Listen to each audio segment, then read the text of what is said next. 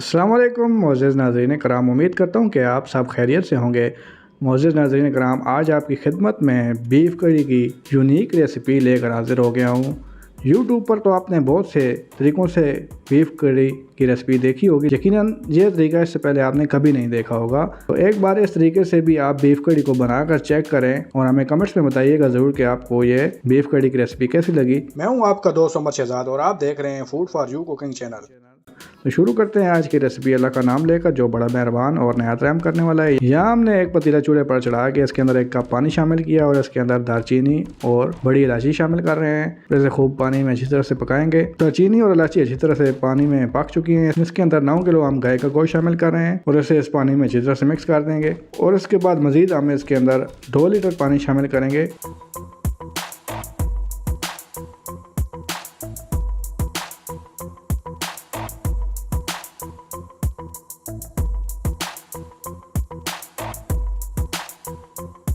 पानी पहले 1 लीटर शामिल किया था, मज़ीद 1 लीटर और शामिल कर रहे हैं। फ्लेम इस वक्त हमारी मीडियम है।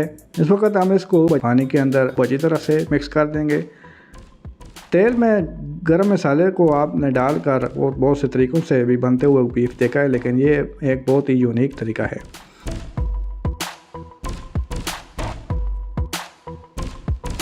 इसे कवर दे के हम पकने के लिए 10 से 15 मिनट के छोड़ देंगे। और यहाँ अपना लहसुन और अदरक, यहाँ हमारे पास 20 अदद लहसुन की जुएँ हैं और 3 इंच अदरक का पीस है, वो भी हम कूट लेंगे।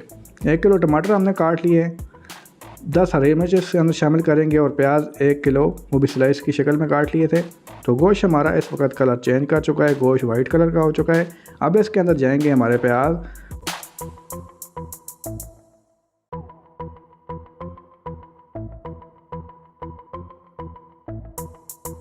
प्याज को इसके अंदर शामिल करने के बाद मिक्स नहीं करेंगे, बल्कि कवर दे के इसको 5 मिनट के लिए छोड़ देंगे। 5 मिनट गुजरने के बाद अब हम इसके अंदर इन प्याज़ों को अच्छी तरह से मिक्स करेंगे।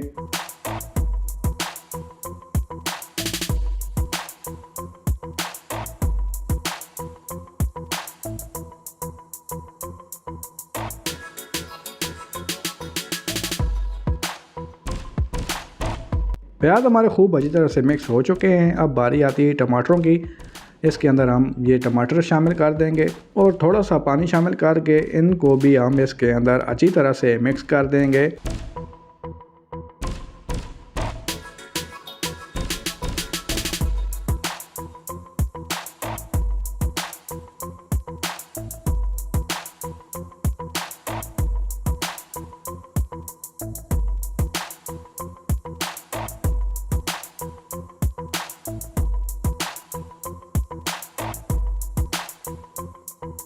प्याज और टमाटर हमारे खूब अच्छी तरह से मिक्स हो चुके हैं। अब इसके अंदर 10 हरी मिर्च जो हमने सेंटर में दो ऐसे काट ली हैं, वो इसके अंदर शामिल करेंगे। मिर्च डालने के बाद इसको भी हम इसके अंदर मिक्स कर देंगे।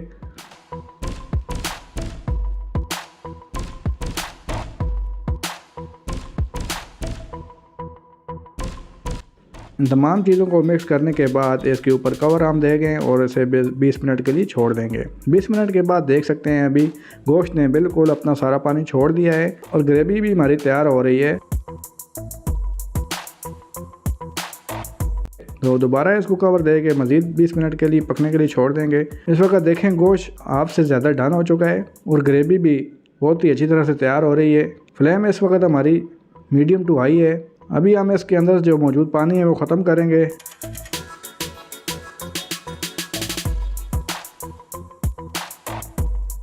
पानी हमारा खुश्क हो चुका है और इसके वक्त हम इसके अंदर आधा किलो से थोड़ा ज़्यादा कुकिंग ऑयल शामिल कर देंगे और इसकी खूब अच्छी तरह से बुनाई करनी है, ताकि हमारा गोश्त और ग्रेवी अच्छी तरह से कुक हो सके।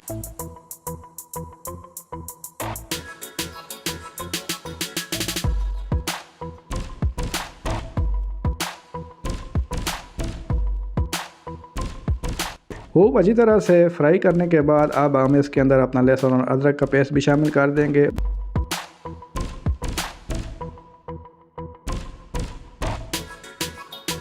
और फिर मज़ीद इसकी बुनाई करेंगे। बुनाई करते हुए हमारे 10 से 15 मिनट गुजर चुके हैं। देखें तमाम चीज़ें अच्छी तरह से भून चुकी हैं। अब हम इसके अंदर 1 अदद कढ़ाई मसाले का पैकेट शामिल करेंगे और 1 अदद अचार गोश्त का, इससे बहुत ही अच्छे सेका आएगा।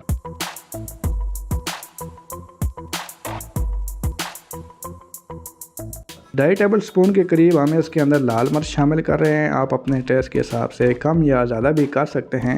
अगर आप ज़्यादा तीखा पसंद करते हैं तो आप ज़्यादा कर सकते हैं, अगर नहीं तो इतने ही काफ़ी हैं। इसके बाद हम इसके अंदर तकरीबन 3.5 टेबल स्पून के करीब नमक शामिल करेंगे। नमक भी आप अपने टेस्ट के हिसाब से कम या ज़्यादा कर सकते हैं।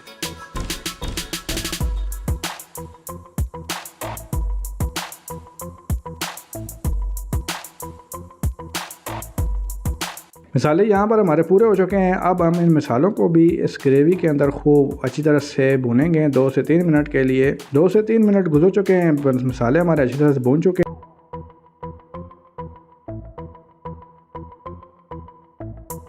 अब आखिरी चीज़ इसके अंदर जो हम शामिल करेंगे वो दही है। दही हमने यहाँ पर 1 किलो लिया है और साथ में हम इसके अंदर पानी शामिल करेंगे। जितनी आपको तरकारी चाहिए आप उस हिसाब से पानी इस्तेमाल कर सकते हैं।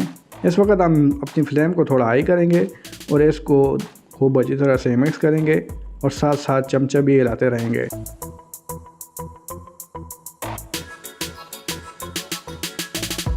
गोश्त हमारा तकरीबन यहाँ पर बहुत ही अच्छी तरह से कुक हो चुका है। फ्लेम हमारी अब थोड़ी हाई है और इसको हम मज़ीद 10 मिनट के लिए पकाएंगे ताकि तेल हमारा ऊपर आ सके।